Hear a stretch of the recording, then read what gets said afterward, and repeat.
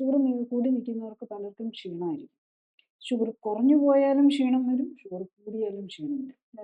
കുറഞ്ഞു പോയാൽ പിന്നെ തലകറക്കം വന്ന് താഴെ വീഴാനും നമുക്കറിയാമല്ലോ, ഹൈപ്പോഗ്ലൈസിമിക് അറ്റാക്ക്, ബോധക്കേട് വരെ വരാം.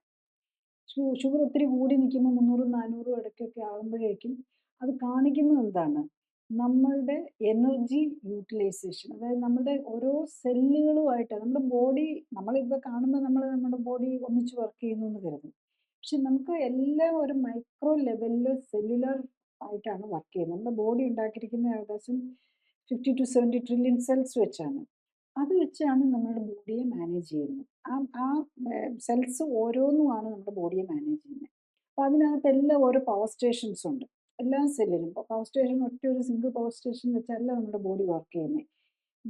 ഈ 50 ട്രില്യൺ സെൽസ് ഉണ്ട്, 50 പവർ സ്റ്റേഷൻസ്, 50 ട്രില്യൺ അല്ല, മൾട്ടിപ്പിൾ. അതിനകത്ത് സ്മോൾ മൈറ്റോകോൺട്രിയാസ് പലതും ഉണ്ട്. ഇവരുടെ ഫങ്ഷനിങ് നടക്കാതെ പോകും.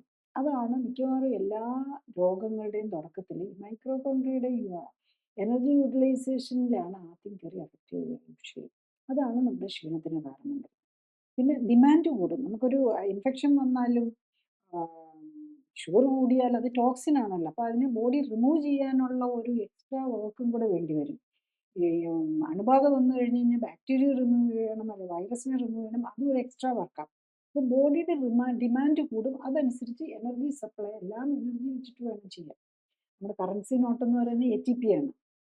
അപ്പോൾ അതുണ്ടാക്കാനായിട്ട് പല മാർഗങ്ങളുണ്ട്. നമ്മളുടെ ഗ്ലൂക്കോസിൽ നിന്നുണ്ടാക്കാം, കൊളസ്ട്രോളിൽ നിന്ന്, ഫാറ്റിൽ നിന്നുണ്ടാക്കാം, ഈവൻ പ്രോട്ടീനിൽ നിന്നുണ്ടാക്കാം. പക്ഷെ അത് ഉണ്ടാക്കി എടുത്ത് അത് യൂസ് ചെയ്യണമെന്നുണ്ടെങ്കിൽ ഈ മൈറ്റോകോൺട്രിയ ഫങ്ഷൻ ചെയ്യണം. അവിടെയാണ് തെറ്റ് വരുമ്പോഴാണ് നമുക്ക് ക്ഷീണം വരുന്നത്. കൂടുതൽ അറിയാൻ ലിങ്ക് ക്ലിക്ക് ചെയ്യുക.